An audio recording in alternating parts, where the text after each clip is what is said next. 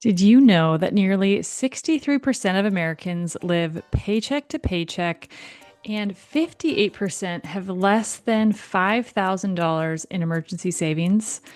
Financial stress is definitely a leading cause of both marital tension and it significantly impacts our mental and physical health. According to studies, a couple who frequently argued about money are 30% more likely to get divorced. Today, I'm sharing a deeply personal story about how money, mental health, and self care intersected in a surprising way in my life. So let's get into it. Welcome to Lifestyle School Podcast. Here we simplify healthy living so you can create the life and health you desire. I am your host, Hope Plack, and each week we just explore practical tools, inspiring stories, and actionable steps to help you achieve lasting health with confidence and without the overwhelm. So let's get into it. But before that, a quick note. The information shared on this podcast is for educational purposes only and is not intended as medical advice. Not medical device, medical advice. Always consult a qualified healthcare professional before making significant changes to your lifestyle. Okay, so today's topic is deeply personal, telling a lot of personal stories today, so buckle up. Recently, while driving with my husband, he turned to me and asked, "What can I do to support you on your health journey?" Now, in retrospect, as I've thought about this a little bit, I think he was fishing for me to ask for a continuous glucose monitor because he knows I've wanted one for years now, but they are quite cost prohibitive. But surprisingly, that's actually not what came to my mind. So, in regards to his question, at first glance, it might seem really simple, but the answer actually really surprised me. And immediately it was our weekly babysitter. And I think it caught both of us a little bit off guard. And, this led me kind of down this reflection path and how interconnected our financial health, mental health, and physical health truly are. So, when my husband asked me that question, I was honestly a little surprised by how quickly that answer came to mind.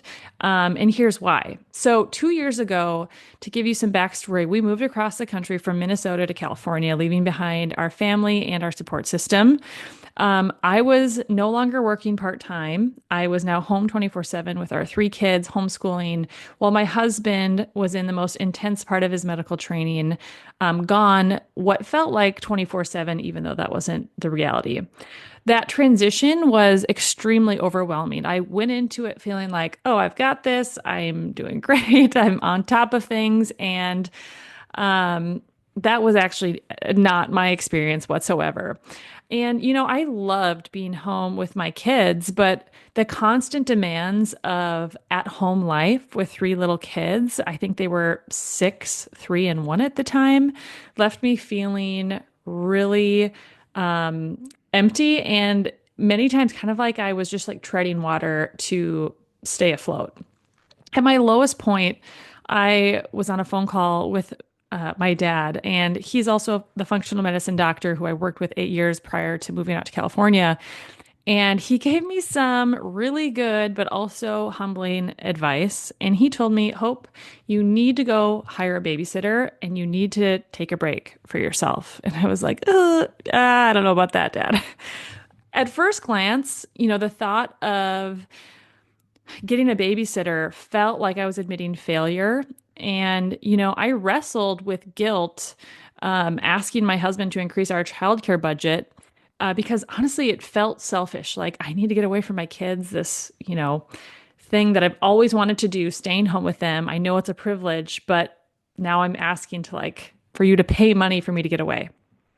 But with my dad's encouragement and my husband's support, we were able to make that happen.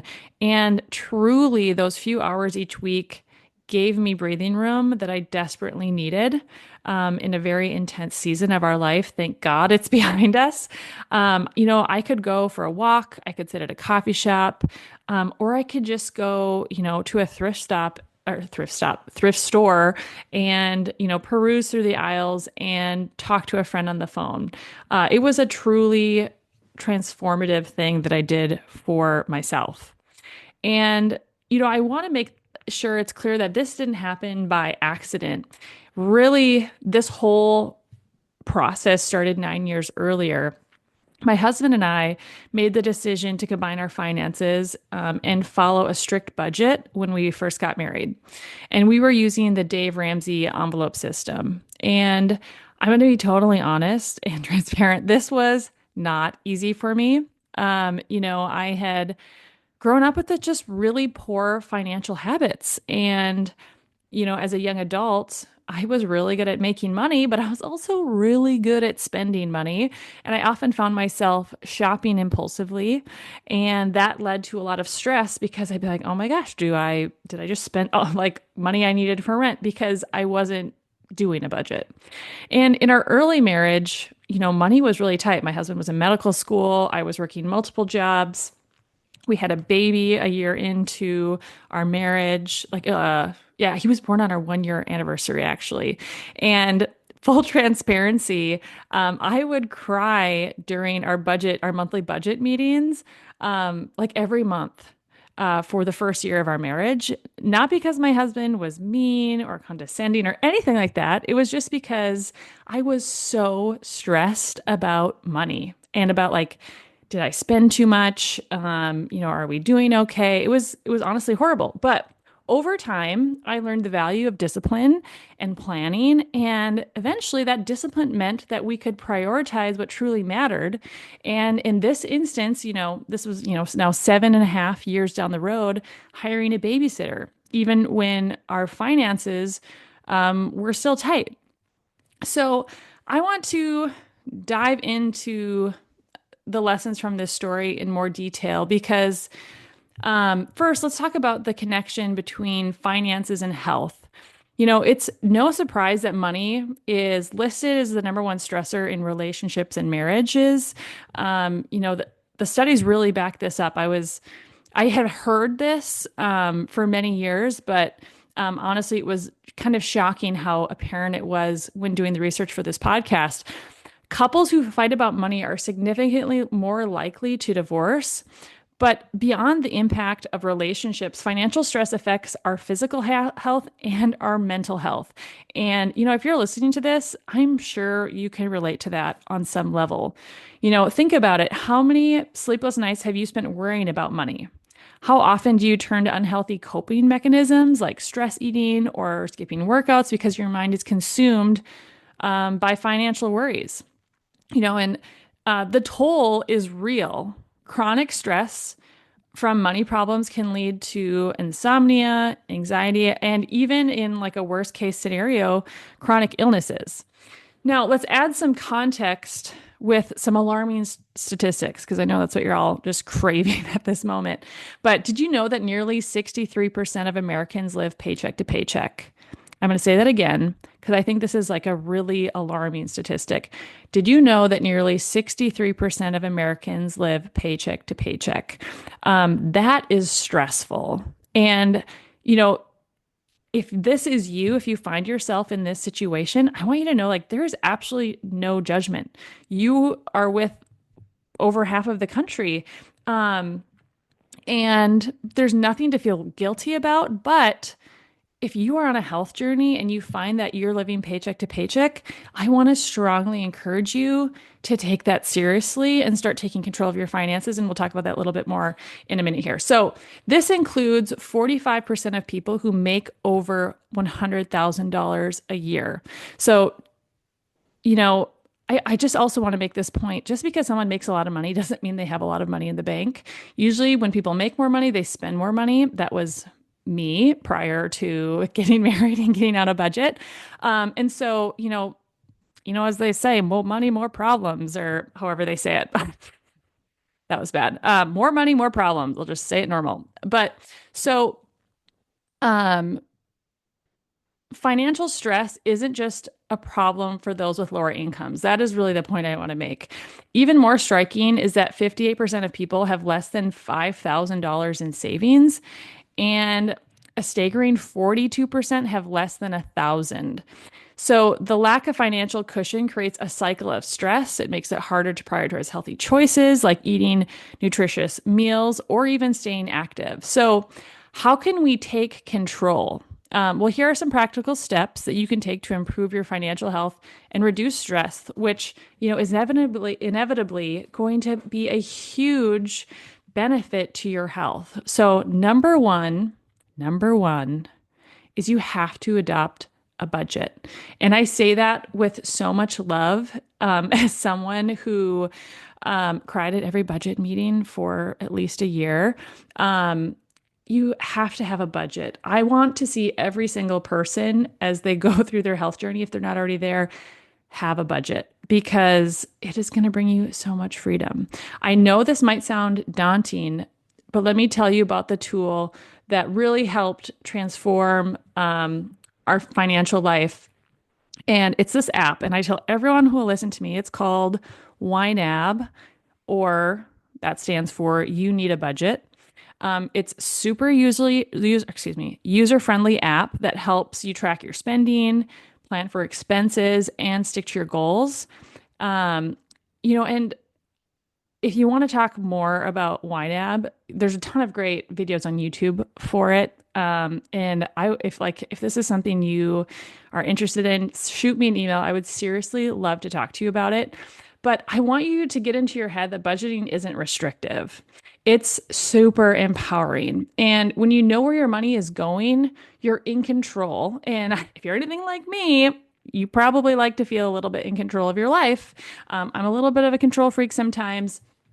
And you don't want it to be the other way around where your money is controlling you, right? So there's so much freedom when you know where your money is going. You feel in control, and that is super empowering.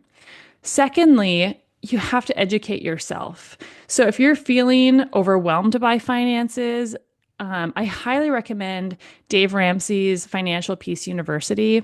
It's a comprehensive program that teaches you how to manage your money, get out of debt, and build wealth. It's where my husband and I first started 9 years ago when we first got married. And really, truly, it was a game changer. And it has saved us from so much financial pain doing Financial Peace University, so much that we led a small group at our church through Financial Peace University a number of years ago. So, three, and also in regards to Financial Peace University, if you are in a community where there's some local churches, many churches offer Financial Peace University for free. So that is something that you could look into. But third, I want to communicate. The third point is that you have to have open communication about money. So whether you're married or managing finances with a partner, having honest and regular conversations is key. You have to sit down together, you have to talk about your goals, and you have to make a plan. And trust me, albeit painful in the beginning, tears, that was me. It is so worth it. And finally, I want to address the idea of discipline versus regret. And there's this saying that I absolutely love. It says, feel the pain of discipline or the pain of regret. And financial discipline isn't always easy. To this day, as a natural spender, it isn't always easy. It means saying no to impulse purchases. It means sticking to our budget and sometimes making sacrifices. But the pain of regret of not being able to afford emergencies, or carrying debt, of living with constant stress is so much greater, you guys. And I say this with so much empathy and love. And I've really, truly experienced both. And I can promise you that the discipline is worth it. Just like going to the gym, just like eating healthy, the discipline in our finances is so worth it. Keeping up with the Jones is never going to make you feel good or feel better about yourself. Being in control of your finances will make you feel good. So moving on, a common question I hear from clients is, how do you prioritize self-care if you're on a tight budget? Maybe you're digging your way out of some debt. And I think this is a super good question and really important. So let's break it down into some actionable tips. So, first, I think it's really important to find some low cost or free options for self care. And, this is going to look different for different people depending where you're at in life. And, this could look like taking a walk around the block. Something as simple as that. It could mean waking up 10 minutes before your kids and having some time of meditating and praying in the morning, just like having that quiet, or even journaling how you feel, because, these things, they cost nothing, but they can be incredibly effective. Second, consider bartering. I know this sounds kind of weird, old school, but it works sometimes. So, for example, um, what I have done in the past sometimes is swapping childcare duties with a trusted friend or family member. It's a total win-win. You just got to find someone you feel, comfortable with.